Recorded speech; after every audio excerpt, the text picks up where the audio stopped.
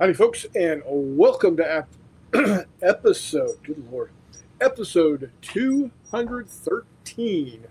More gaming, tis way comes.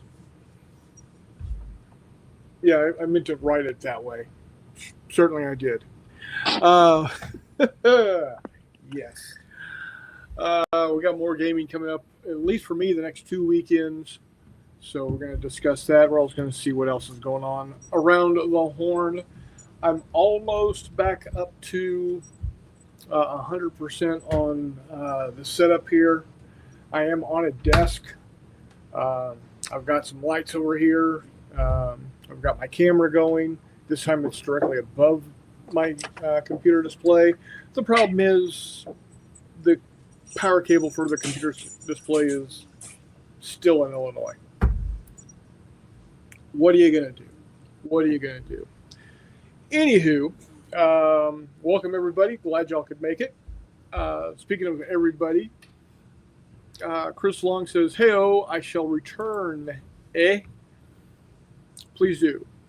Please do. Bunkhouse is here. How you, Doug? He says, "Hello, everyone." Charles is in the house. Evening. How you doing, Charles? Telemachus coming in with his great comments. You might be a gamer if you've ever yelled, "I loot the body" in a public place. Guilty as charged. Yeah.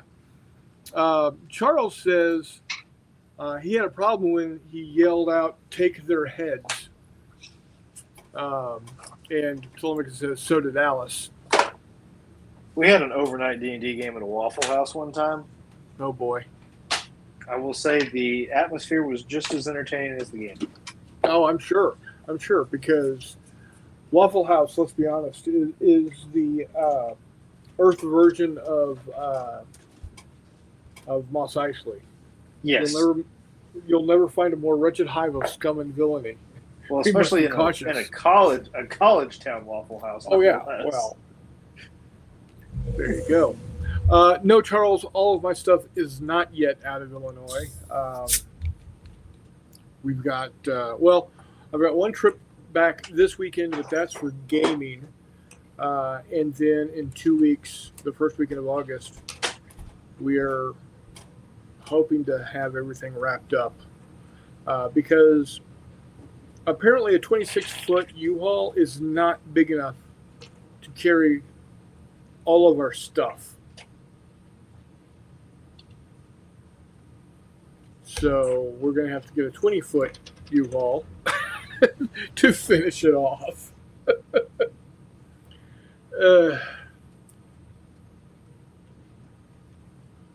Anyway, so hope everybody is doing well. I hope everybody's week is going well. As for me, it's not too bad. I've had worse weeks. I've had better weeks. So we're just going to go with it's a week. How about you, Reese? It hasn't been terrible. We're a little short-staffed right now. One of my guys quit, so I'm working this weekend. A couple of bulls got in a fight today, but overall, not too bad. So between the two bulls, which one had the satin pants and the funny hat, and which one had the cape? Yeah, I'm not sure. They were not matched in size, but definitely matched in skill. Oh, boy. Valiant's about 1950, and I'd say Gladiator's 15 to 1600. Yeah. But Valiant's got a bad hip, so it could have gone either way, but that's a lot of money on. Yeah. Is Valiant the older one? Yes. Yeah. Of course, old age and treachery beats youth and whatever. Exuberance. Yes. Very much so. Very much so. So, a couple of shotgun blasts over their heads tended to make them feel a little less feisty. Yeah. Well, I can tell you one thing. When there was live rounds flying over my head at basic training, I was not exactly feisty either. The only thing that really kept me motivated was hearing my sergeant scream behind us as he was walking upright while the live fire exercise was going on. Now, to be fair, the bullets were flying like 25 feet above him. So, I mean, we were in no real danger, except for the exploding pits. We were. They just didn't issue deodorant, or No. I'm The, kidding. the exploding pits were exactly what it sounds like. A pound or two of TNT in a crater that's kind of not really fenced off, but definitely had some netting around it. So if you came up to netting, you were supposed to roll away. And they made sure nobody was near the pit when they set it off. But I don't care how far away you are. If you're still within the vicinity when a pound or pound and a half of TNT goes off, you're going to feel it. I bet. So, but yeah, it was. We followed that up with a night recon patrol through the woods of Fort Polk, Louisiana. Now, Ew. yeah, you can't get much closer to the actuality of the Vietnam jungle than the backwoods of the swamps of Louisiana. So, leeches and ticks and mosquitoes and Oh yeah, all the grand stuff. Howdy, Mike. How are you doing tonight, sir? Good to have you. So this weekend we've got a game. My buddy Eric is going to run a game of BattleTech Alpha Strike. In Saturday morning, Saturday afternoon, we're going to play some Mordheim. My brother Jay is running that game. And then Saturday night, we're playing Space Hulk. Original Space Hulk. So, ought to be some fun there. This is what we're doing is kind of a makeup J3 for Copeland since he wasn't able to make it. which J3 was a blast, by the way. I don't know Yes, if you it already was. talked about it. Yeah, Or not. we did, but we'll talk about it more tonight now that you're here. Mike says he had too much pizza for lunch. I think I will make a light supper. A light supper as in just a smaller bit of pizza, maybe? I don't know. Nordic's in the house. He says, I primed 5 Fallout Wasteland Warfare miniatures. Now I got to attempt to paint them. And if I fail, I'll be done with miniatures for a very long time. Hello, by the way. You're not going to fail. You know why? Because no matter what you do it as a learning process. Even James Wapple will tell you that he still learns things every time he sits down to paint. And if you don't know who James Wapple is, check him out on YouTube. That's James Wapple, Wapple. If that doesn't come up, EL. His stuff is amazing, and he's probably one of the nicest guys in the industry that you will ever meet. So, yeah, I need to reach out to him and see if he'll come on the show again and just sit and paint. Why we sit here and watch him go from primed to master class museum quality miniature in under an hour.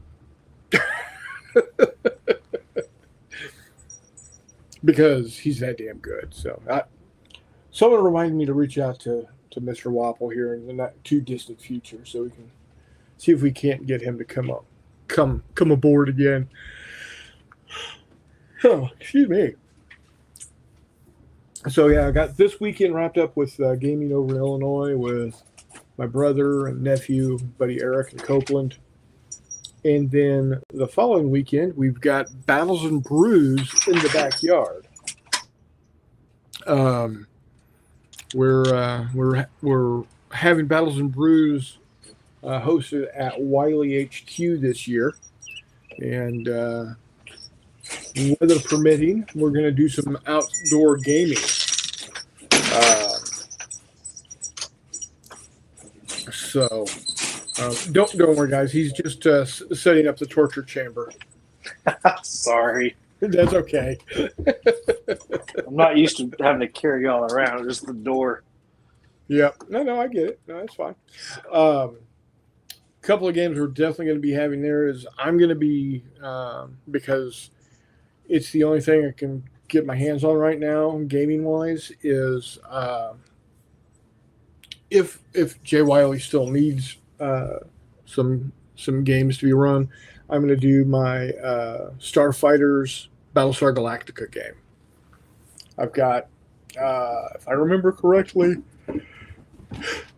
excuse me, I've got 3 Vipers and a Raptor going up against 4 or 5 Cylon Raiders and a Heavy Raider. So, yeah, Telemachus says, don't tip over too far. All your marbles will fall out. He can hear them rattling around. Pretty sure I lost him already. Nord says he got dibs on flying one of the Vipers. Hey, come on out, man. It'll be a blast. A couple of other games that I know for a fact we're going to be doing is McMurray will be there with British and Japanese gun destroyers. In one, if I remember correctly, he's doing them in 1/1200th scale, and we're doing them in the backyard on the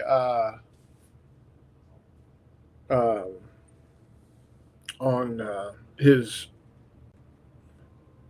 3-foot plates. So, which is a blast. I got to play one of those naval games. Oh, was it 3-4 years ago? Would have been 4 years ago. 3 years ago. It was at second March to Victory. You're right, because okay. So we're going to be playing that. I got to get him some stats over to him as soon as possible. Now that I've basically got myself set back up and I've got access to my files again, I can get those over to him. And then Jay Wiley is, I've mentioned this before, but he's running a Imaginations aerial fighter game where the airplanes are laser cut about, I would say between 8 to 10 inches long. Made out of laser cut thin plywood, hobby plywood, and the airplanes are on the end of stakes. And when you move, let's say all the movement is done by literally how far your stride is. So if your MiG-15 has a distance of has a speed of 7, you grab your airplane and you walk 7 paces across the yard and stick your plane into the ground. And then if you're going to shoot at somebody, they place a washers box next to the plane you're shooting at and pitch washers. It's going to be a blast. It's going to be an absolute blast. So, Hexy's in the house. How you doing, sir? Glad to have you. He says, sup. So if the shooting is washers, is the AA horseshoes? I don't think we're going to be dealing with AA, but I like where you're going with it. That's fun. That is fun. So that's going to be in 2 weeks. I'm sure there's going to be some other gaming there as well. We always have a good time at Battles and Brews. So hopefully the weather isn't too insanely hot. That's one of the things that we do have to be cautious of is how hot it's going to be outside. So if you have a brew, back it up with a big glass of water. That's all I'm saying. Drink responsibly. Hi, pup. How you doing, girl? Come here. Come here. Yeah, come here. Yo, there she is. There she is. Nord says OSG is having a 20% off sale. Tempted to buy 4 Lost Battles. That could be interesting. That could be interesting. What you doing, pup? Oh, you were just so hyper. You were so hyper. Good Lord. So yeah, that's what we got. That's what I got going up in the near future. Now, Mr. Reese, you got something going on coming up pretty soon, don't you? What specifically are you talking about? Your large haul, and I'm not talking about HAUL. Oh, yeah, you're talking about the shed. Yeah, the war shed. The war shed. Yeah, I'll have a 12 by 24 building out here to convert into a Wargamer's paradise in about a month. So, looking forward to it. I'm fairly certain Mike was about to slip off his cracker. He says, I'm having whitefish and tuna pate with freeze-dried minnows. Oh, wait, that's what the cat is having. Yeah, Nord, I was definitely thinking that boy, he's going to get into the category of the robe. And that Reed boy, he ain't right.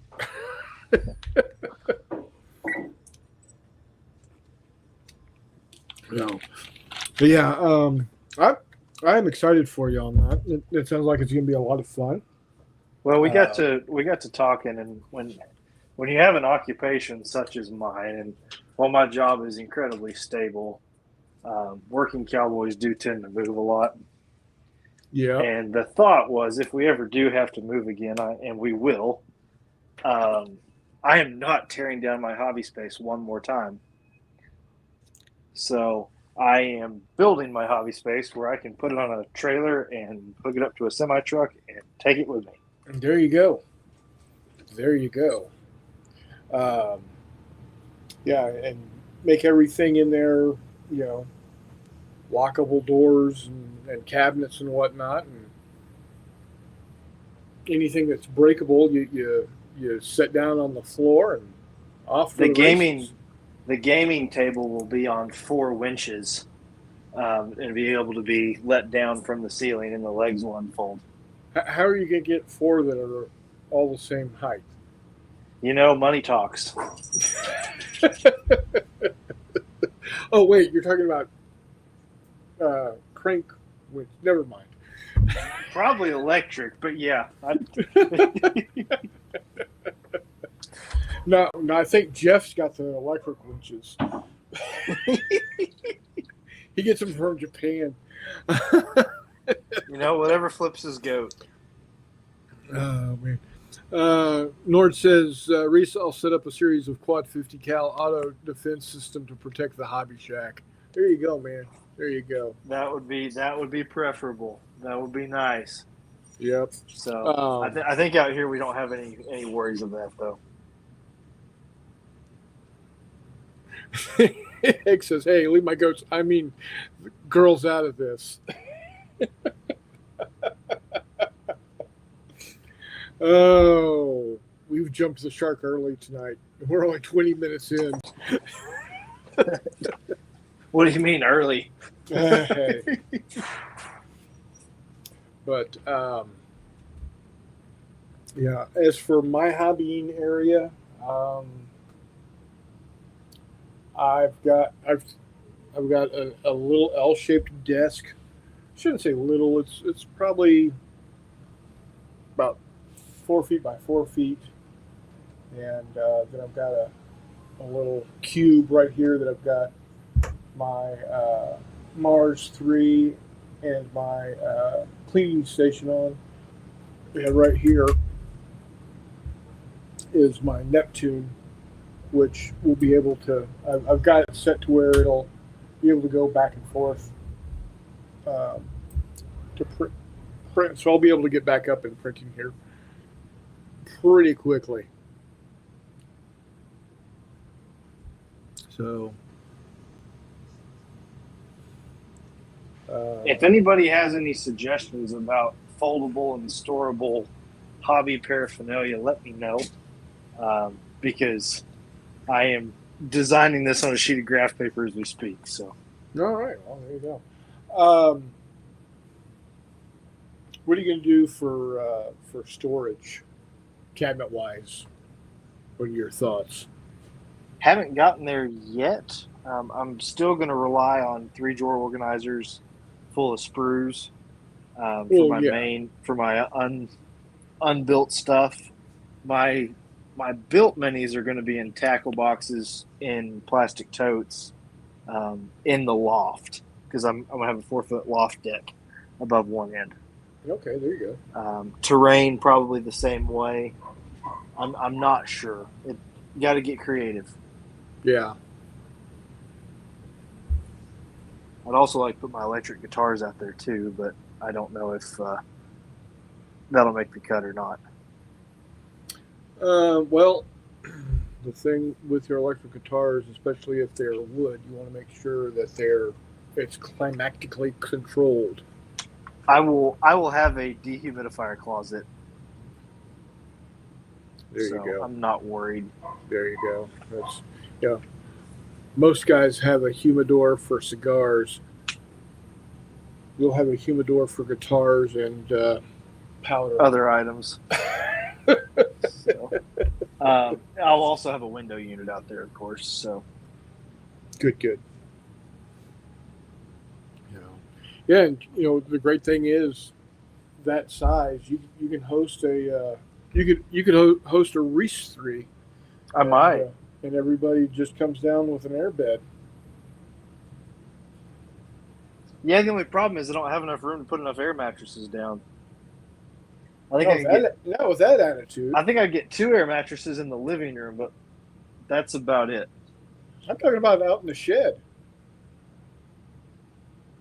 That is true. I could put 2 more there and pull the game table up, and yeah, not a half bad idea. 12 by 24, you can store a crap ton of this in there. We'll figure something out for sure. I would like to have a few people over. So. Oh, but yeah, it's going to be cool. I'm excited for you. I do have enough room to set up to paint here. Do have enough room, like I said, for my printers. So I'm going to be good. I definitely have enough room for the hunters to get played. Not sure really if I've got room for much anything else. Yeah, Tomica says fire pit outside, sleeping bag in a circle. If you're okay getting stepped on by horses, we'll make it work. So there you go. There you go. I mean, no, we could definitely have a little camp out here.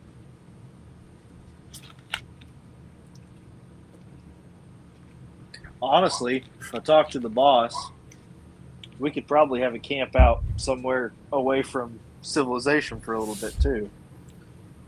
Well, I know McMurray would be down for that. Because, well, he is finishing up doing that right now. It's last night of camp, getting things squared away. He's going to be heading home.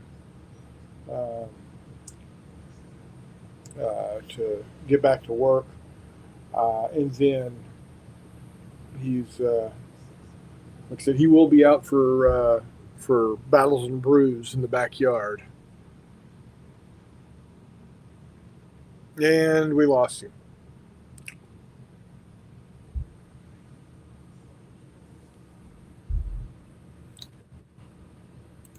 And he's back. I don't know what happened, but It happens to McMurray all the time. something you touch, about you touch one thing wrong and whoop, you're gone. something about being on the phone. I'm not a fan of it. Yeah. I am gonna have to run an Ethernet cable out there and electricity, so I'll have some sort of conduit in the yard going to it. Yeah, like I said, you'll need to. Your best bet is to get PVC electrical conduit big enough to run your Romex and your Cat 6 through. How long of a cable am I able to get for that For what? internet? Internet? Oh, you can buy 100-foot length with the ends already crimped on. I may need 200 foot. All you gotta do is, I am sure there are places out there that would be able to custom make you a 200-foot length. Yeah, like Hexy says, Cat 6 won't matter distance wise. It's literally whatever you can come up with. Cool. So, yeah, you got miles of that stuff run all over the buildings. So yeah, it's not like USB where you can only go 16 feet before you have to have a repeater. Gotcha. So, Nord says, Bunkhouse said, on the subject of gaming furniture, I at one point had the idea of making a large Murphy bed style table that would fold up into the wall when I wasn't using it. Well, Reese is going with the same kind of idea, but instead of folding up like this, it's going to go up like this. That way you can leave stuff in place. Until we get an earthquake and it starts swinging violently. Well, hey, there's ways around getting that taken care of also. Yeah. You think I'm joking? We have an earthquake about every other year, so. Oh yeah. Well, I mean, you're not too far away from the New Madrid fault line. We're closer to the Oklahoma oil fields. There is that, but which not to get political, but that seems to have an effect on earthquakes. Just kind of. Nord says, Chuck, if GMT would get around to charging the Barbarossa Army Group North 1941, I would pop over to NKG and get 4 lost battles and La Patrie in danger. So,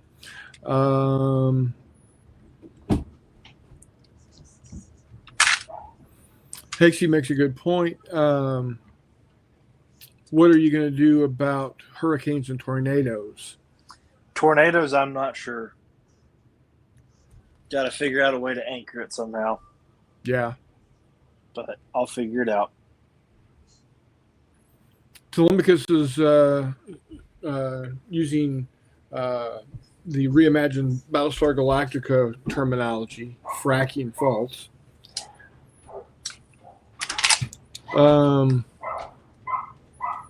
Charles says, what, an earthquake every couple of years? Coming over to California, we get some interesting spots to set up housing for you. Right.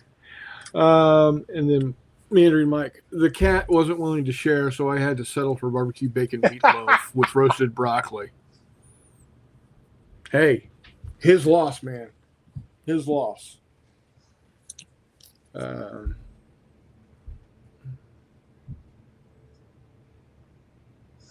Hey, Chris Long is back. How you doing, Chris? He said you could try digging down into the ground and placing the shack down in the ground and then dig it up when you move. No, that won't work. I'm gonna No. put it on some concrete blocks. I'm wondering if I would be able to tie it into those. Well, what you're gonna do is you're just gonna do it like a mobile home, and you'll have to have tornado straps. Mm-hmm. You know, not a big deal. Not a big deal. Um, Scala. Scala says 1,000-foot spool isn't very much, and Cat 6 caps are easiest to cap. So there you go. Sounds like I got a crew that knows what they're talking about. I'm going to mute myself for just a second. I just saw the largest spider I have seen in Arkansas, and I'm going to go dispose of it. Is that why I keep hearing the sounds I'm hearing? Yes. Yes. It made me nervous, and I've been staring at it, and I've decided to destroy it. So I'll be back. Go ahead.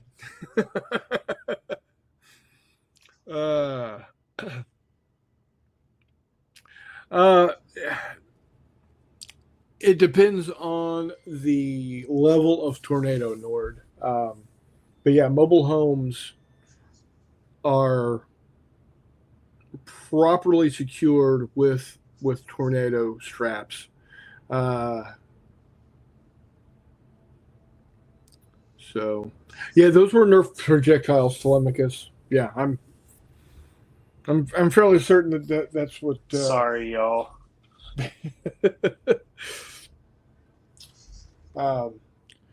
Telemachus says, "Are you using Nerf projectiles?" And I said, "Yeah, that's exactly what he was using." Scalus says, "It's Reese. It's a 50-50 if he's going to shoot it or saddle it."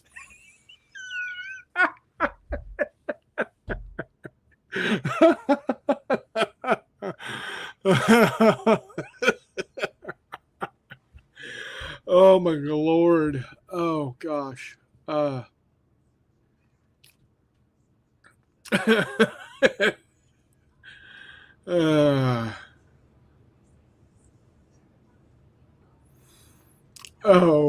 that's too good. Scala, that was. I needed the good laugh. Thank you, sir. Like I said, it hasn't been the worst week I've ever had, but it's definitely not been the best. Yeah, yes, definitely. Starship Trooper cosplay.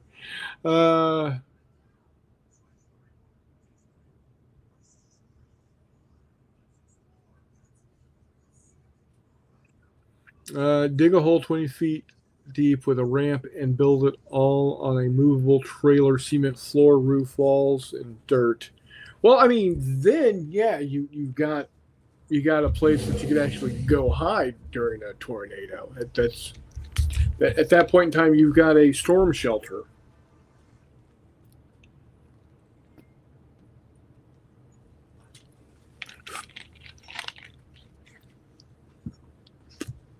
So, yeah, I had meant to grab. Hi, buddy. Come here. I had meant to grab my Battlestar Galactica box this weekend, and I had it in my hand, but I set it down and walked away. So. Okay, Spider has been relocated to the depths of hell. Okay, good. Did you see what Scala said? I heard it. That was funny as all get out.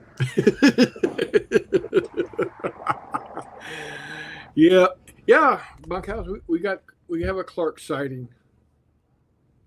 Him's being a good boy. You'll probably hear him purring rather resiliently. I say the biggest spider I've seen in Arkansas because I did see one in Tulsa that was larger. Oh yeah. It was walking across a tile floor one morning while I was eating my breakfast, and it didn't see me until I got up to get something to smack it. Mm-hmm. And when it saw me, it tried to run and couldn't get traction on the tile floor and looked like a spider on roller skates from Harry Potter. It was quite comical. Oh, nice. How you doing, sir? Yeah. You like being up on the desk? Yes, sir. Yes, sir. It's a go cat. Yeah, that. I've seen some big spiders before. And I'm okay with them if they're outside or, like if they're up in a corner just hanging out and doing their thing. Mm-hmm. This one was, I'll put it this way. This one was in the living room and could probably span a DVD case. Oh, to hell with that. He got to go. He got to go. Yeah. He went. I used to be deathly afraid of them. Even the smallest little. I damn near wrecked my car once because one crawled out of the air conditioner vent. If you remember that scene in Tommy Boy where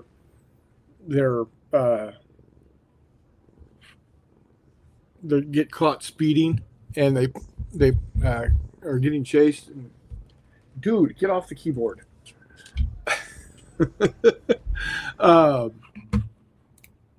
And they're pretending that they're getting stung by bees when they get out of the car. Yeah, I did that, but I wasn't pretending. That there was, and the thing was, it wasn't a big spider. He was only like, smaller than my pinky fingernail, right? But yeah. Now I can, if I see them at a distance, oh look, it's a spider. Now if he's right here, no, forget it. I'm going the other direction. No, there was, as I said, there was a reason I was fidgeting with what I was fidgeting with. Yeah. Well, I don't know if you heard also, somebody made the comment. Nord said that you're practicing your Starship Troopers cosplay. Something of that nature, yes.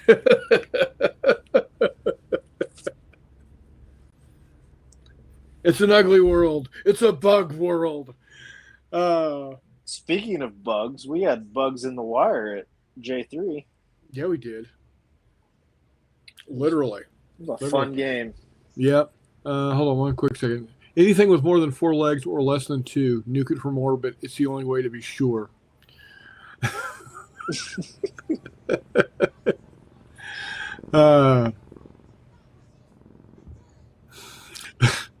Charles says my ex saw one up in her windowsill, and by the time she got something to swat it, it had disappeared someplace in her room. Spider still AWOL.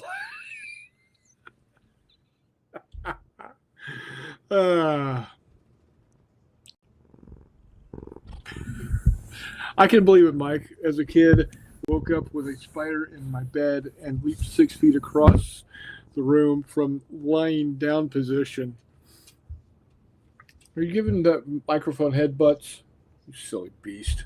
Yes, but we did have bugs in the wire at J3.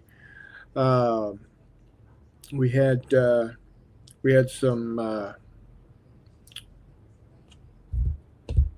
SOG-V teams needing to exfiltrate and getting chased by Tyranids. So, which I might add, that MACV SOG team had the best mortarman I have ever seen. Dude, let me see if I can find the few pictures that I did take of it. Here we go. let me. I'm going to bring up the.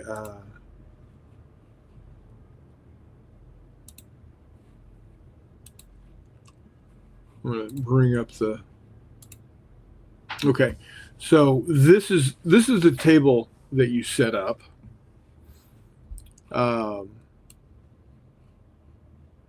Would you mind which- sending which- those to me after the show? Because I didn't Yeah. take any pictures. Yeah, absolutely. Like I said, I didn't take many of them. Yeah, I know he is definitely purring up a storm over here. And then there are your Tyranids. I don't know how well they're showing up because they're very well camouflaged on that table. Let's go ahead and see if I can zoom in a little on one of them or on a pair of them. There we go. Is that, yeah. I think he did an excellent job on them. I really do. Really quite nicely done.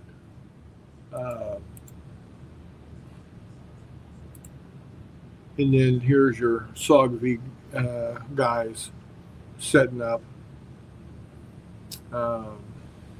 Each of us had a team of 2. Mortarman was back over here. And so the guy right here behind the palm tree, he damn near got it. We called him Private Chum. Yeah, we call him Private Chum. He was a mountain yard. And Nord has nice Tyranids, by the way. And he was drawing all the attention from the Nids. And he was in hand-to-hand, beat one of them back, pushed him away, and had enough ability to stay low as a 60 millimeter got dropped right on top of them. Let me see here. What do we got? Oh, this here is the What a Tractor game we had played at Jay's house. Yeah, those were the 3 pictures I had. That's all I had. I don't know if anybody has any more. I'll reach out to the gang and see if they've got them. That was plenty. I just wanted, honestly, a picture of that terrain setup, which is one of the best tables I've set. Not to pat myself on the back, but I think I'm doing better. Yeah, it looks really good. So this is we used the What a Tanker rules from Two Fat Lardies, but used Quar tractors, which Quar tanks, with a mishmash of different buildings that my brother has on hand. He's got some cyberpunk future buildings, got some 40K ruins, Gothic ruins, and then we've got the fantasy or old world style buildings. But that was a pretty good time.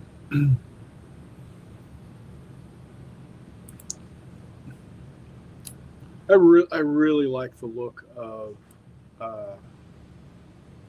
the Quar and the tractors. Ben Jay did a real good job of getting them painted up, I think.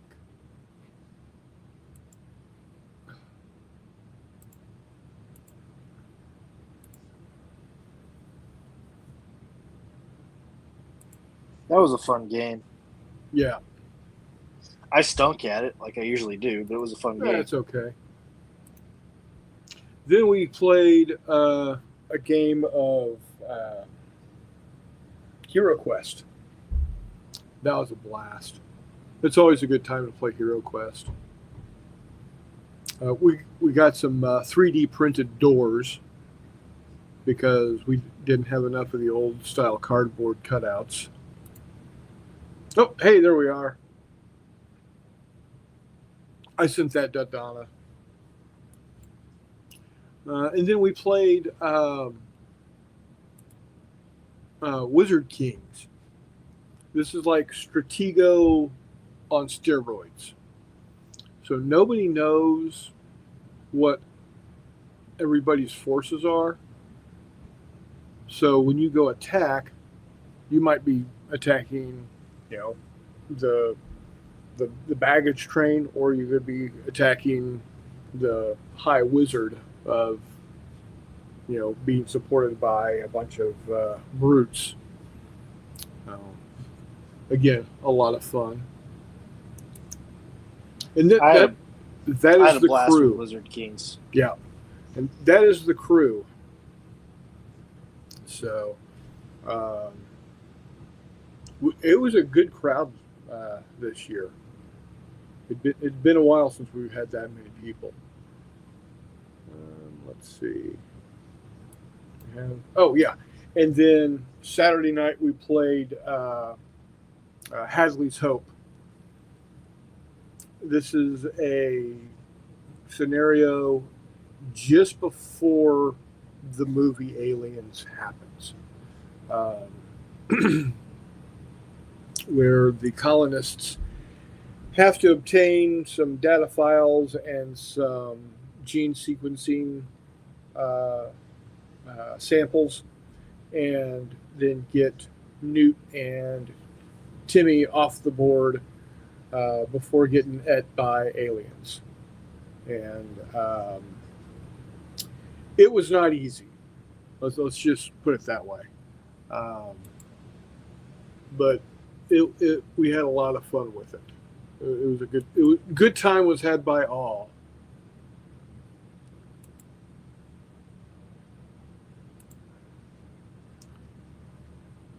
And there is me coming out of the bathroom.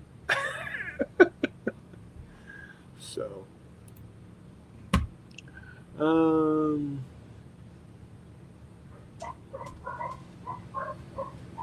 Nord says it's been 2 years since he's last played a miniatures game. Wizard Kings is fun, but I don't like the collectability aspect they added. Yeah, that's so. Our buddy Eric, he has a really good paying job and is single, so he just bought it. He didn't swore off collectible games after Magic the Gathering. Yeah, I would too. So The last one I got into was Star Wars Pocket Models back in 07. Those are still, I still love those. I've got bukus of them, man. I sold off my entire collection in 13, and then after I got married and had, choices of my own, I rebought basically my entire collection. So. Quiet. I am interested in other games that operate similarly on that system, though. There's a couple Civil War ones and some things like that, too. I've got about a gallon Ziploc bag worth of tall ships that were like that.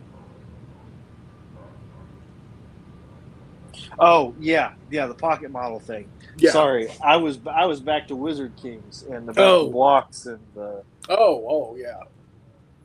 Because they've got a Grant game and a Robert E. Lee game and a couple other games like that that are like that. Oh, that's cool. Well, next time we get together, need to bring it. Bring one of them. Hexy says, speaking of games, Doug Gearhart sent him a copy of GMT Borodino. He heard somewhere that I was wanting it. Oh, there you go.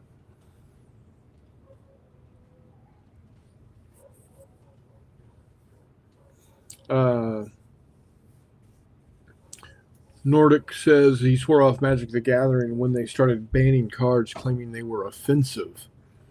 Used to love the game, but had to give it up. Yeah, I thought offensive was a strategy in the game. Exactly. So the nice thing about not playing tournament games or playing in tournaments with games is I can use whatever damn game, whatever damn card, model, rule I want to use. Um, so, if they say the husky pupper isn't able to be used anymore because of whatever reason that they decide to come up with, well, you know what? It doesn't bother me a bit because I'm not playing in a tournament. I'm just playing my game with, friends of mine. Same thing goes with models in like 40K or any of those tournament style games.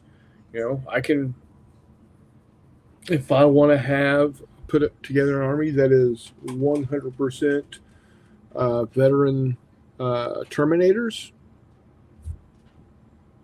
then I'm going to make my army 100% veteran Terminators. And know what's even better? I can use whatever rules I want to use. I can use 40K. I could use Force on Force / Tomorrow's War. I can use Fistful of Lead. You name it, I can play it.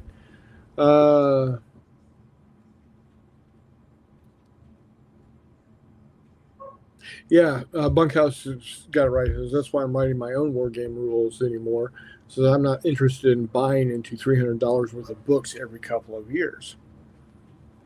I've got the 4th edition rule book. I think I've got the 5th edition rule book. Game works perfectly fine for me.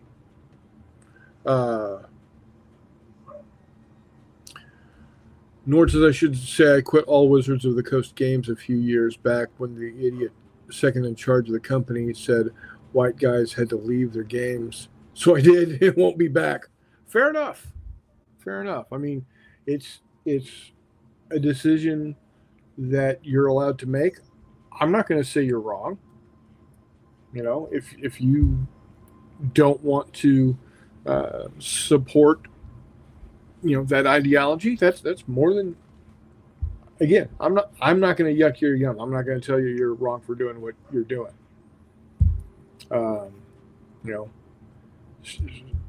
Step up for what you believe in. Charles never got into Magic the Gathering, thankfully. My money was put into Yu-Gi-Oh. I think my son Kyle played some Yu-Gi-Oh.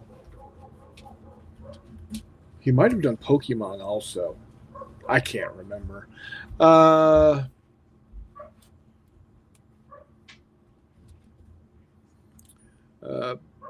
Bunkhouse Nord says the last rule book he bought was Burrows and Badgers. Before that, last time was in 2009.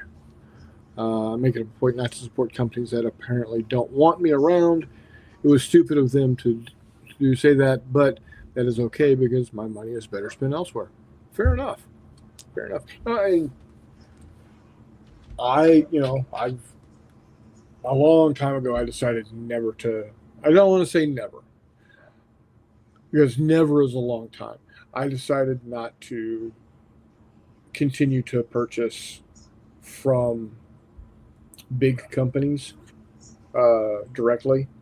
So I might want some 40K miniatures, but I will, if I do, I'll probably buy them secondhand, so I'm not giving the 800-pound gorilla any of my money, and for no other reason than a lot of it has to do with I don't like the current aesthetic of the models. My favorite is 4 and earlier.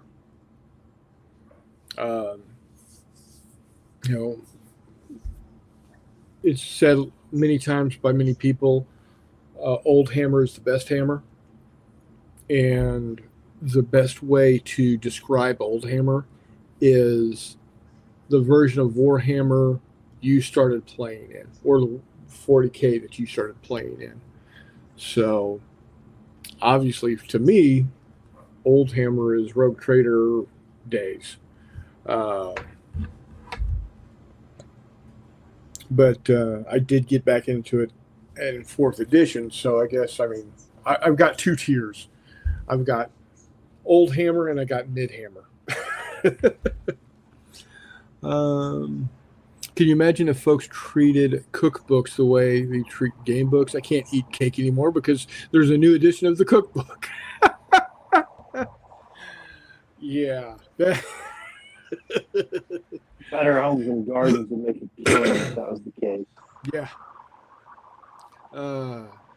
Last roll book I bought were the Horus Heresy books like 3 years ago.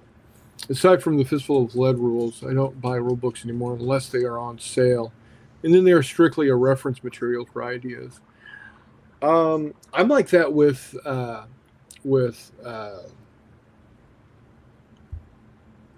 crap, I'm drawing a blank. Battlefront and Flames of War. I mean, they've got beautiful models and they've got beautiful books, but again, it's very much a game designed for playing in tournaments. So I'm not going to use their rules, and it's not a horrible game. I mean, it's a fun game, but I don't necessarily like the army builds that they have. You know, having an entire company of just tanks with no real infantry support, not overly realistic. But that's just me. Let's see. What do we? A lot of chatter. It's good to see. Nord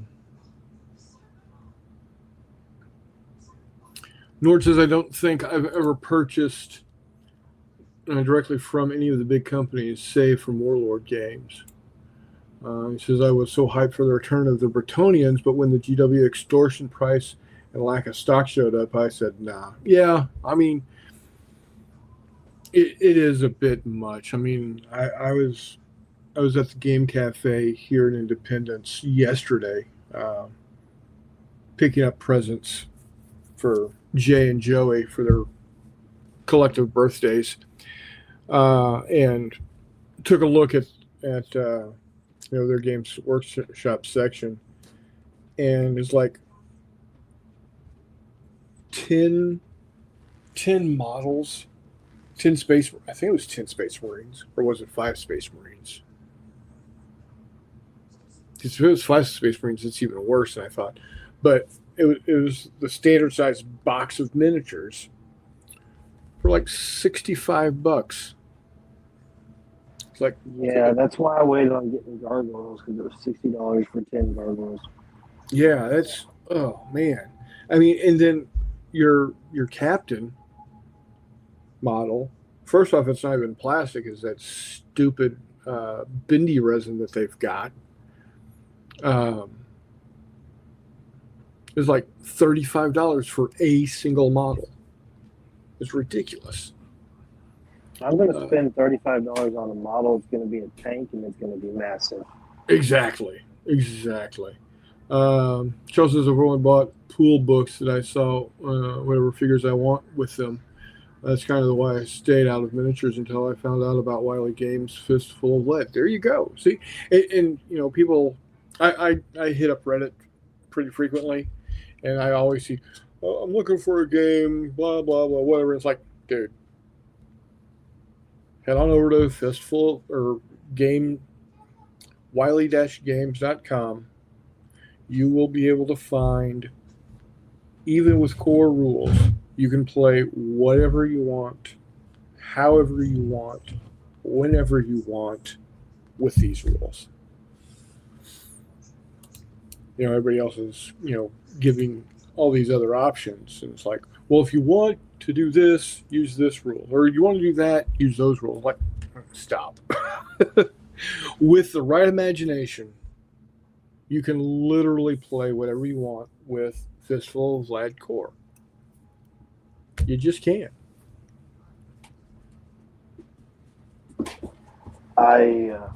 Getting off what we're talking about a little bit, I picked up my second copy of Axis and Allies D-Day this week. Yes. That was brought up at J3, and I am really excited about the possibility of what we discussed.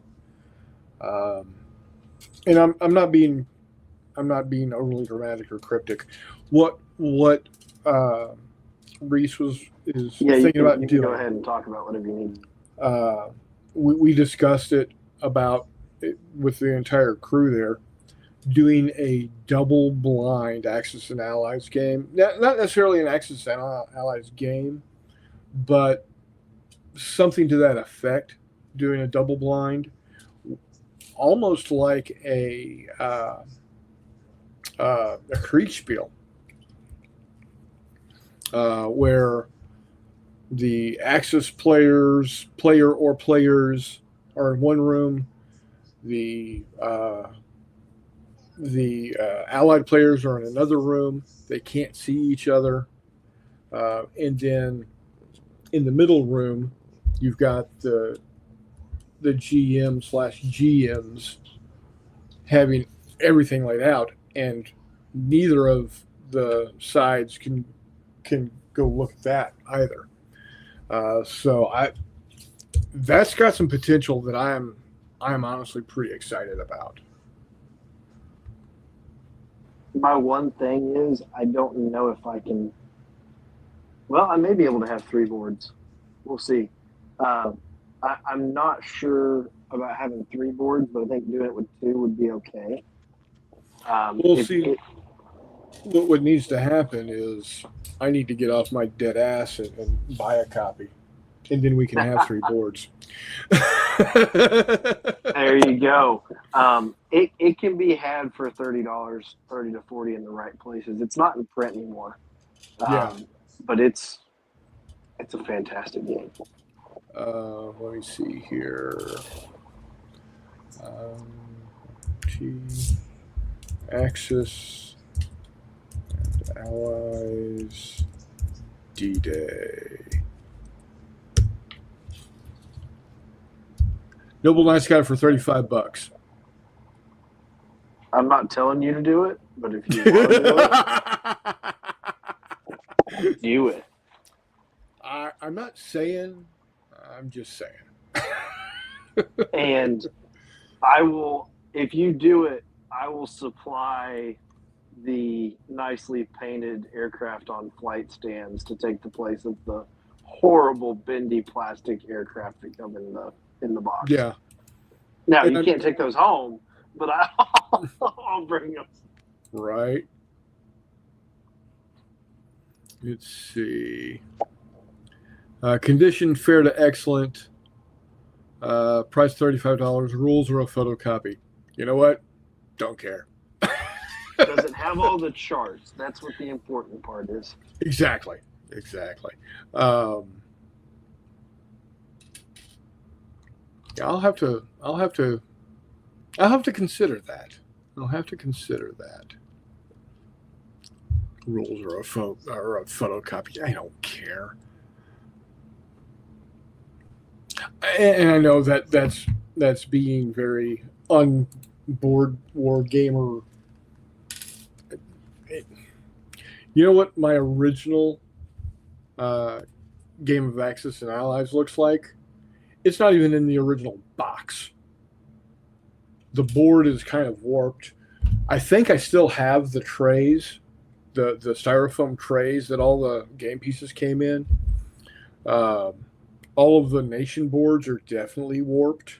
I don't care. All of my Axis and Allies games are stored with the boards all together, the pieces organized by nation in photo organizer boxes. Yeah. And then my rules are somewhere. So if it does not have the charts, I can order a set of charts from Historical Board Gaming for $7 for you. There you go. Just let me know if you do wind up doing that. Let me know because I place an order with them rather frequently. They're over in Bigsby, Oklahoma, which is like a day and a half by mail. Yeah. So,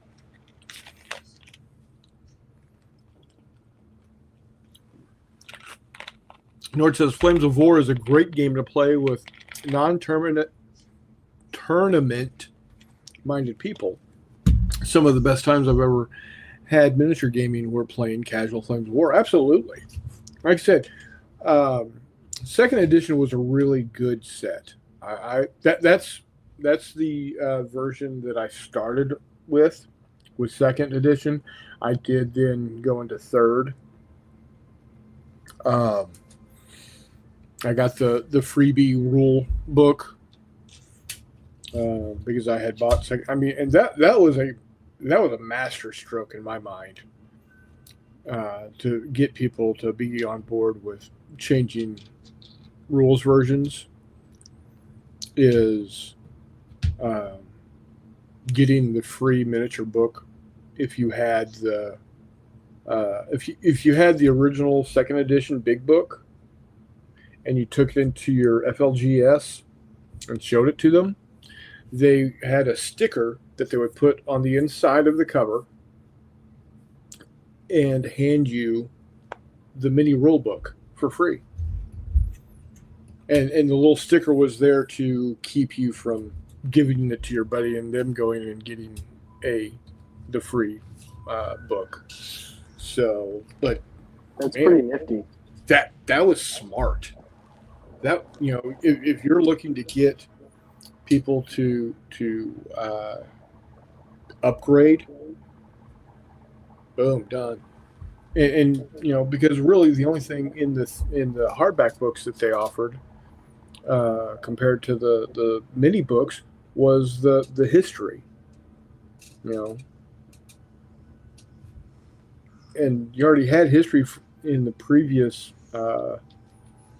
books, so and they didn't have any. There weren't any. What do you call it? There weren't any army stats in there or whatnot, so you know you really didn't need it.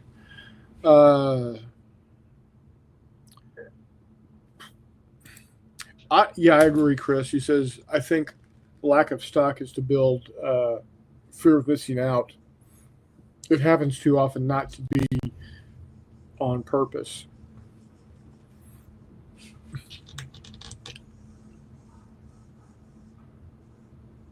I'm sitting here debating ideas on this double blind D-Day. Yeah. Aircraft are placed on the board and then retreated off the board. There's no range on them. You can basically put them anywhere you want. Right. That makes sense. I'm assuming, because the Axis player has no aircraft, I'm assuming that the Axis player is told where the planes are, or at least has access to that information. Right. Oh, because they can look up and they can see them. Right. But my question is, I guess, does the Allied player know what land units are in the aircraft chassis? Run that by me again. Does the Allied player know what ground units are in the aircraft spaces? So, if it's a reconnaissance sortie, I think there should be a simple chart, but a chart nonetheless that you roll on. Okay. Either you don't get any information back other than, hey, there's something there, all the way up to, and since it's a D6, you know, you can either do it, you know, 1 through 6. You've got a different level each time, or you can, you know, break it down more if you wanted to, whatever. But you basically go, yes, there is, or no, there, a roll of a one, say, yes, there is, or no, there isn't ground forces in that location, all the way up to the 6. Okay, we've got and I don't know the sizes of the units in the game, but we've got a regimental sized infantry force with some tanks uh, in this area. Okay. That's the most information you're going, because you're not going to get more than that. I mean, you're going to get your aircraft reconnaissance is not going to give you, oh, it's the 11th Panzer, 11th Panzer. You're not going to get that, but they're going to say, oh, you've got a regimental level force, mostly infantry with some tanks, or mostly armor with some infantry, or what have you. So, how fighters work in the game? If you place the fighters over a hex, Mm-hmm.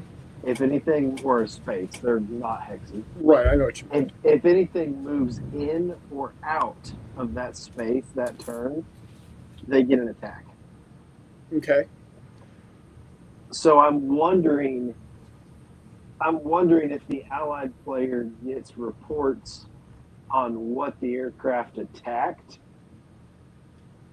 but Right, if so- something doesn't move, they don't necessarily get that report. Right. So, how you do that is you use the same chart, but it's, say, a -2 on your roll Okay. if you're a fighter. So there's no recon element in the game. There's no hidden information.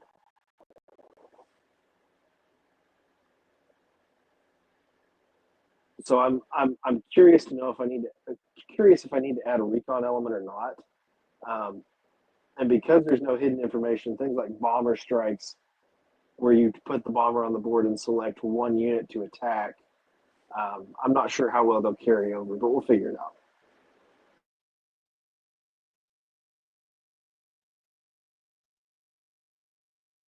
Sorry about that. There was yelling and screaming and hollering at dogs. So, I don't know. And like I said, we don't necessarily need to use Axis and Allies rules.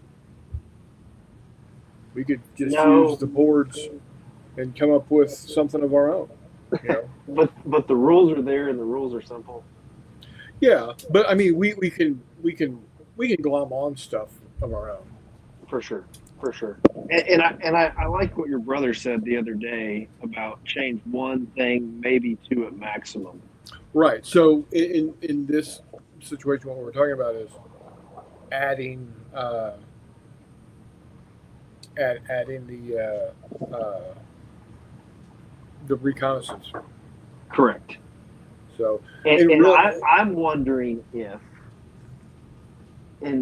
you put a fighter, so you only have 4 fighters per player, but you have the option to assign it as, recon by strafing or an aerial recon. right. And you have different options there, and I don't know. We've got a lot of time to work it out if we want to roll this out at J316. Correct. And I'm not trying to drag the conversation tonight down with it. I'm just sitting here spitballing and seeing what sticks. Hey, I'm for it. My other hurdle is bombers, because you pick one unit and attack with the bomber. Okay. So it's more tactical than it is strategic. Yeah, in the rules, yes. Right, that's what I'm saying. And I'm wondering if you don't just make an attack on a space, and if you make a hit, it's randomly determined by priority what was destroyed. I am more for that idea of saying, okay, I am doing a bombing sortie at this location, and then randomizing it with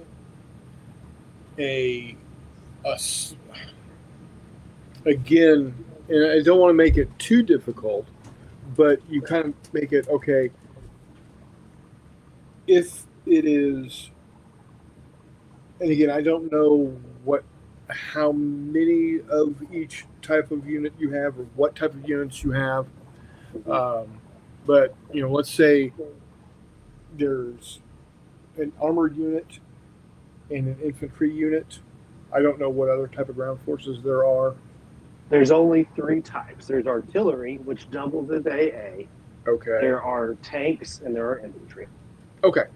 So, and can you have multiples of each like you do in regular Axis and Allies? Yes, you can. Okay. I am picking up the rule book as we speak to go through and see. I can't remember what the limit of how many units in a space you can have, but there is a limit. Okay.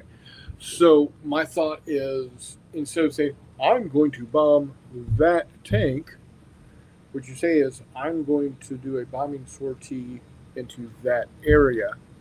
Everything that is in that area has the potential of being hit. And then you just give a number to each thing. And if you roll that number, that's the thing that got hit. I forgot there are also blockhouse units. Okay. And I'm wondering if those can be specifically targeted by a bomber.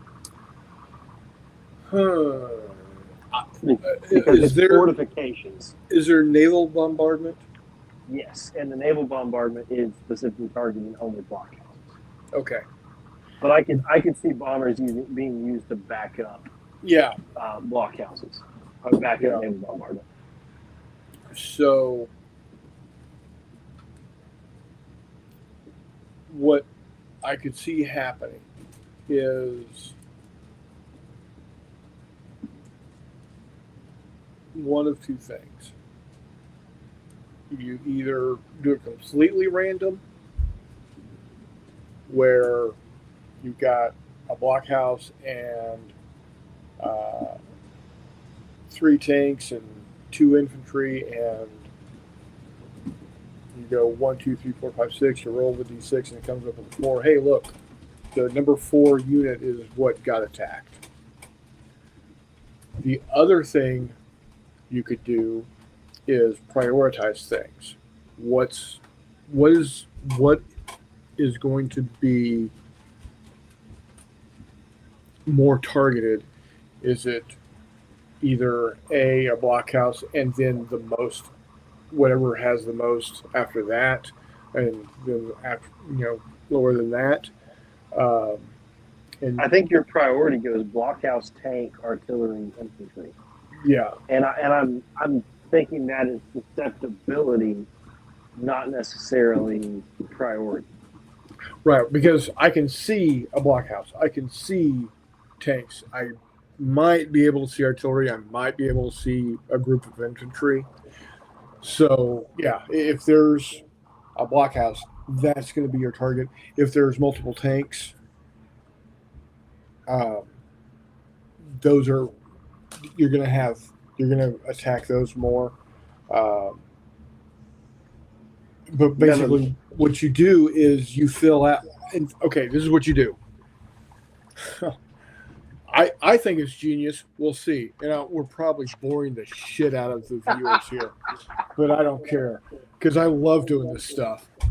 Okay, so let's say we've got a space with a blockhouse, 3 tanks, 2 artillery, and 2 infantry. Whether that's viable or not, It is completely viable. There's a cap of 8 units per side, not including blockhouses or air units. Perfect. So what you do is in that scenario where you've got 7 units, blockhouse, 3 tanks. So blockhouse, 3 tanks, 2 artillery, and 1 infantry. What you do is you start at the highest priority and then go down. So you're on a D6. You've got blockhouse, your 3 tanks. So that's 1, 2, 3, 4. Artillery. The infantry is not in the equation because it's the lowest priority thing in that particular section on that particular turn. That's ingenious. I like it. And the thing is, neither player will probably ever know this mechanic. Right. And I'm not sure the Allied player gets bomb damage assessments. No, they don't. They don't know. All they know is they're going in to bomb that section. Okay, roll a d6. Okay, you rolled a 4. Great. You're playing Battleship with B-17s. Yes. Or B-25s or what have you. Yeah. But yeah, I like that. I like that a lot. I'm looking forward to this game. I'd like to give it a test run before J3, but I don't know if that'll happen. we can make it happen. So Either you come up here or we go down there. We can make it happen. we need a bunch of guys. Yeah, I got a bunch of guys up here. I could get Copeland and Ian, which is Joel's son, and Joel. Oh, that would be a ton of fun. Yeah. I'll have to pick a weekend and come up there and do that. Yeah. Give me enough warning, and we can make it happen.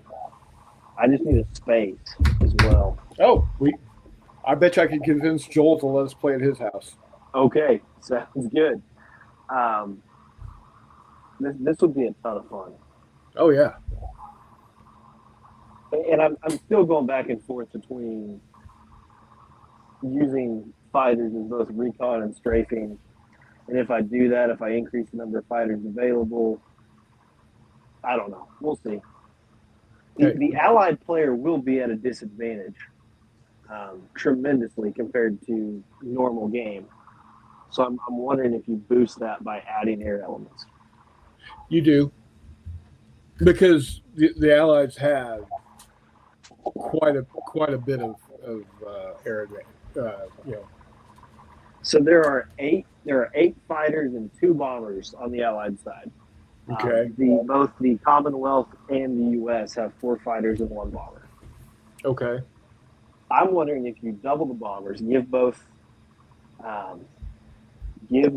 sides or both Allied powers 2 bombers, and then 6 fighters with the ability to use the fighters as reconnaissance. Yes. Instead of strafing. And I think you make recon not able to be hit by AA fire. I would say make it more difficult. Right now, the only way you can get hit by AA fire is if AA rolls a 1. Oh. So Okay. it's a 1 in 6 chance. Because the Because reason if you're why, doing high altitude recon, right. Yeah, it's just a fighter. So I mean, If if you're you're 10,000 feet up, you're barely even running photo noticed. recon. Yeah, you're barely.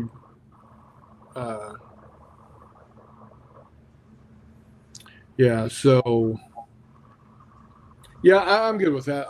But see, I also like the idea that, okay, I'm sending my airplane out. Okay, roll. It doesn't come back. What happened? You don't know. Oh, and there's still potential for that with some random event cards and things like that as well. And we don't necessarily have to tell. No, I think we do have to tell, because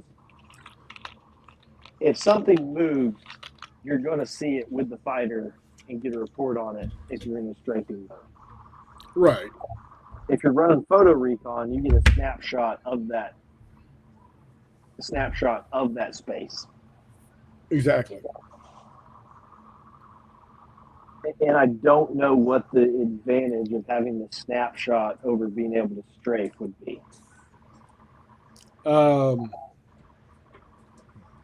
Photo interpretation gives you a wider view of the area, so you're not going to see movement of units, but you're going to be able to get an idea of the type of units that are in that area.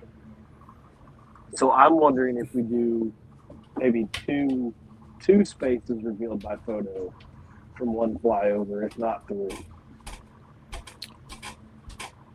Yeah, we could do that. What is how long is each turn? What do you mean by each turn? So in the game, how is it determined who goes when?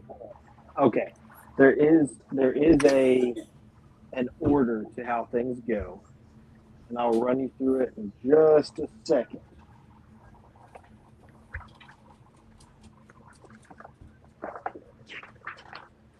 Because if I remember correctly, in full-sized Axis and Allies, take care, Nord. Thanks for dropping in, buddy. Board them out. And also, my buddy Gordon, he might not still be watching, but he was earlier. Hey, Gordo. How you doing, buddy? Because I remember in the original game, it was definitely a more strategic level game. And each turn was like, I don't know, a month's worth of time, or a season or something like that. So this version throws out most of the mechanics and rules from the original Axis and Allies. Okay. The game is supposed to be played in 10 turns, with the objective being the 3 cities of Saint-Lô, Caen, and Cherbourg. Okay. So each turn is probably, I don't know, a day, maybe. Okay. So the way the turn goes, it is commanded by order cards that are played in the same order every single time. Okay. First things that happen is the paratrooper attack of airborne assault. Right. That only happens on turn 1. For obvious reasons. Right.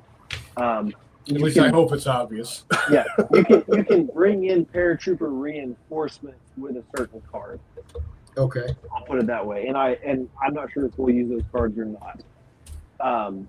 Order card number 2 is the naval bombardment, which is 6 targeted attacks hitting on 2s or less on only blockhouses. Okay. Then you place your fighters. Then anti-aircraft fire attacks fighters. First thing. Then your bombers get to strike, and then the anti-aircraft fire attacks bombers. Okay. Then the bombers come back to the airfields. Then the allies get to move. And that doesn't mean land from the beachhead. That means any allies that are on the land already can move. Then blockhouses get to fire at anything on the beachhead box, which is basically in landing craft. Okay. Then allies get to land, which means anything from the beachhead box gets to come into the land space. You have your first round of combat, which is the allies attack and the Axis defend. That's another thing that differs with this game. The standard Axis and allies, you can sit there on the battle board and roll attack after attack after attack after attack. There are only 2 rounds of combat fought each turn in this game. Okay. If you have forces in the same hex, they are in the same zone. They are in the same zone. And so my thought is anything on the front line is visible to everybody. Right. Then the Axis get to move after that first round of combat. Then another round is fought with the Axis as the attackers. And then you have your reinforcement rolls, and then the fighters come back in. All right. So that's 16 different phases of a turn, but it plays relatively fast. A crew of 3 guys sitting down and playing it with no complications can get the game done in an hour and a half to 2 hours. The first couple of turns take the longest because there's complications on the first couple of turns, obviously. Right. But then after that, it rolls.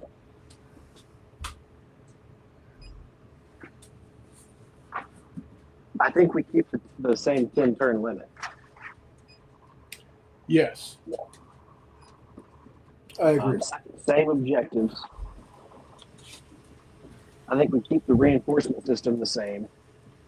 I think we keep just about everything the same except the double blind and some of the air stuff. Right. I'm down with it. The board has marked the Axis starting position. And I think that's okay. Right. Because I think that the commanders would have very good aerial recon that first day. Oh, sure. After that, who knows?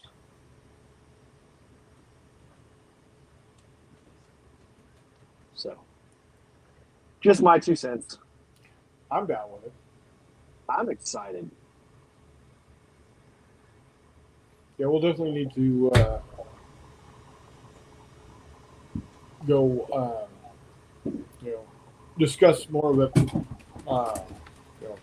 offline. For sure. Sorry. I know I'm sitting here No, talking no. about this, but No, dude, I'm all about it.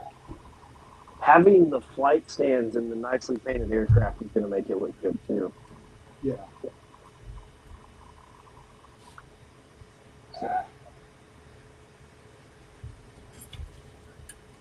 I'm loading my oh, there it is. Stop.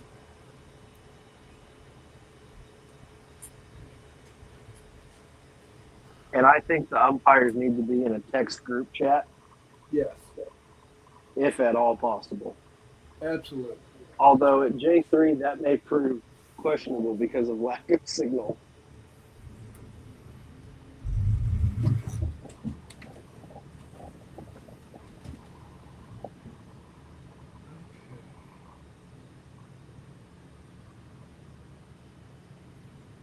Sorry, I'm working on getting my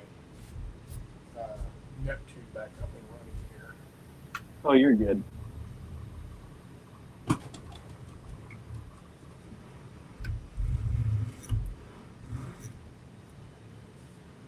Oh,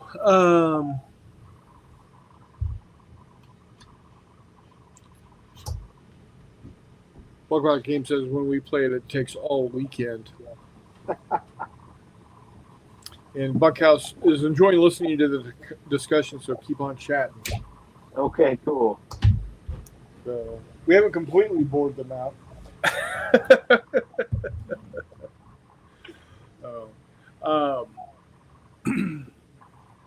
This it's something I had brought up a couple of shows ago, and it's something that I want to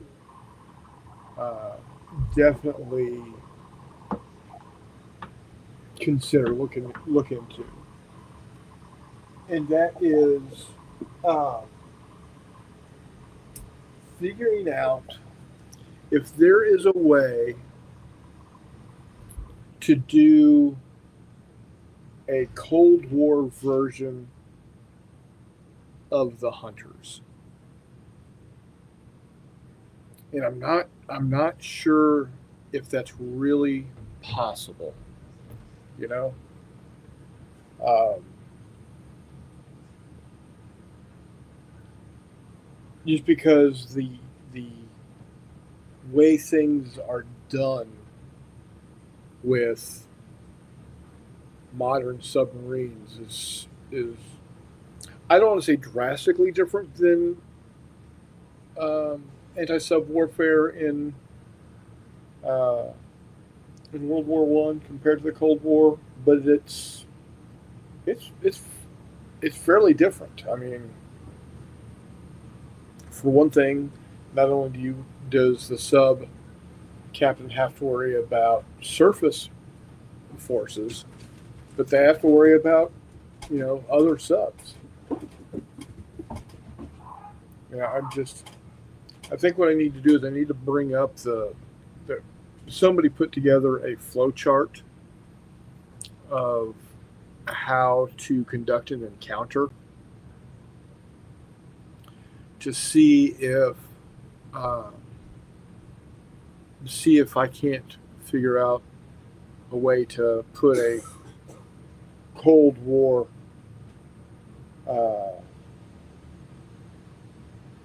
a Cold War veneer over it.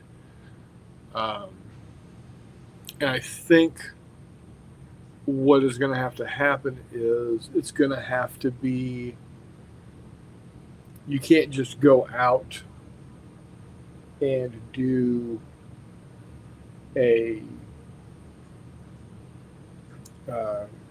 go out and do a patrol like you do in the Hunters, looking for merchant vessels. You're going to have to, I think what you'll have to actually do is come up with scenarios where the sub captain is given a mission that they have to complete, or they go out on their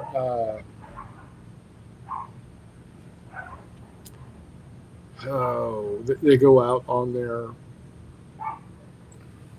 cruise, their patrol, and while they're out there, you roll to see if you get a mission, like track a boomer, or and not just track a boomer, but sink a boomer, or go after ASW picket ships, or go after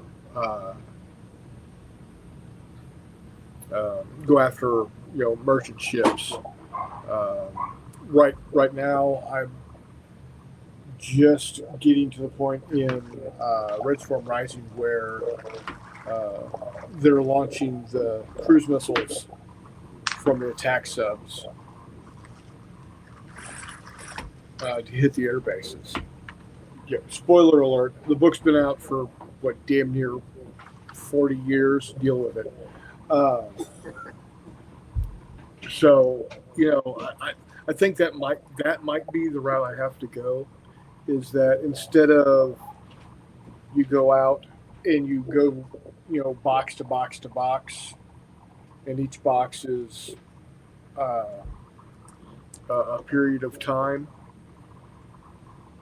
and you're looking for encounters that way. I think what you do is I think you can go still box, but when you move from one box to another, you roll to see what type of mission you're being told to do, and if you don't have any mission, you still have the opportunity of being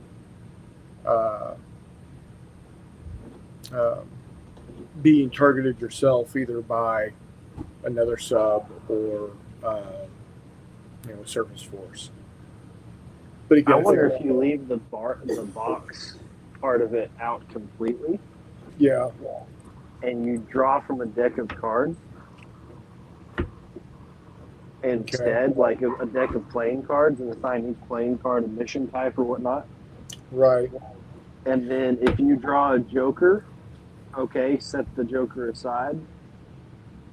but then if you draw a second Joker, it's a end of tour or something like that. Oh, I like that. So that's very similar to what you get in World of War 85. Each unit has a activation card. When it gets pulled, you go. And then there are two, sometimes three, but most of the time two end of operations cards. The first time it's pulled, you keep going, pulling cards to see who activates. The second time it's pulled, even if there are still cards that have, still units that have been activated at least once, that turns over and you reshuffle. And I would say this: you pull that end of tour card, you still have one chance of being targeted on your way home. Oh, absolutely. Yeah, I like that. Because I would just love for somebody to get their hopes up and then just be dashed by a final encounter. Oh, yeah. I'm cruel like that. I put bugs on the LZ and things like that. I get that, man. No, I'm all about that. I think I'm gonna find that flow chart and see if I can't come up with. First off, I need to figure out just a basic walkthrough of, I am hunting for another sub, right? What do I got to figure out? Obviously I got to figure out how I'm going to deal with sonar, et cetera and so forth. So, because I'm looking to make it a solo game. Now that being said, I can also figure out how to make it be a non-solo game. I guess I don't know. I'm going to work on. I'm going to see if I can figure out how to do solo first, and then go from there. Yeah, I like that idea of the cards. You pull a card. That's your encounter type. You run through that encounter type. If you live, you draw another card. You go through that encounter. You live, you draw another card.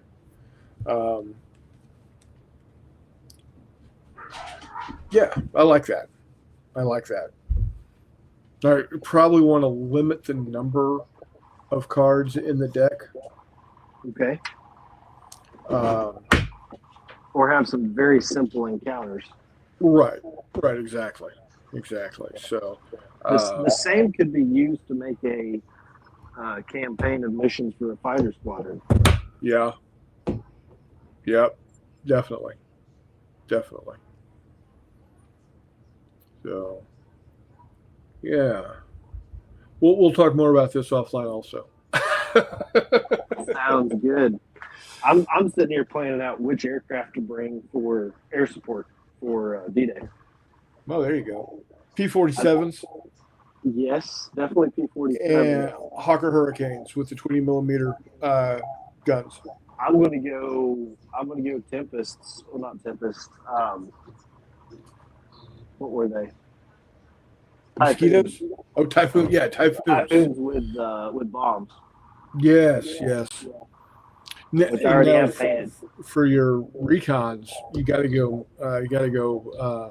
Mosquitoes and P-38s. So here's my thought on the recon.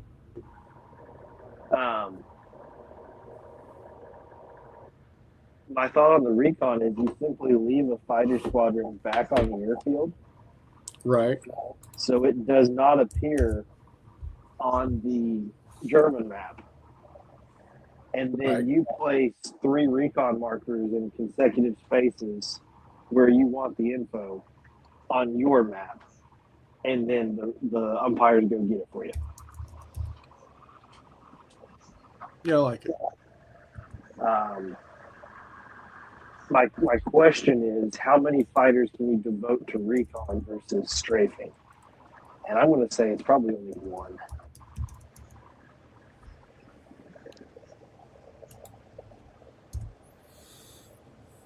Yeah. So that gives the UK one element, and that gives the US one recon element, which is 6 spaces revealed potentially. I don't know.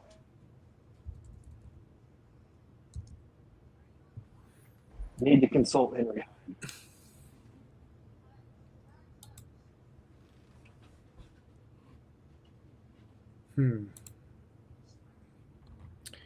Yeah, definitely something to look at. Yeah. Well, I'm going to go ahead and wrap it up for the night, guys. This was a backwards show. We had all the goofy shit up front and had the war game talk towards the end. Yeah, and me killing a spider right in the middle of it. Hey, you got to do what you got to do, man. Well, I had to choose my weapon wisely. So, alrighty, guys. Well, I want to thank everybody for showing up tonight. Chris Long, Doug, Nord, Charles, Mike, my buddy Gordon. Who am I missing? Oh, Scala, Jeffy. Thank you, one and all. I'll have a follow up to J3 Redux next week, and if I have anything worked out on my Cold War Hunters game, I'll let y'all know about it. The good thing is I've got about a 4-hour drive over there with Copeland and a 4-hour drive back, so I'm sure we can discuss and discuss quite a bit on that. So mention the double blind D-Day to him as well, because I think he would. Oh yeah, I will. He would have some thoughts. Yeah, I will definitely. I appreciate it. So, all right, guys. I'm also thinking, for unrelated reasons, there needs to be a timer on the phases. The what? A timer on the phases of the turn. Oh yeah. Yeah. I like that. Decision's not in, nothing happens. Exactly. So, yeah. And Telemachus was here as well. So, didn't mean to leave you out, buddy. But thanks everybody for showing up. We truly appreciate it. And until next time, we'll see you on the flip side.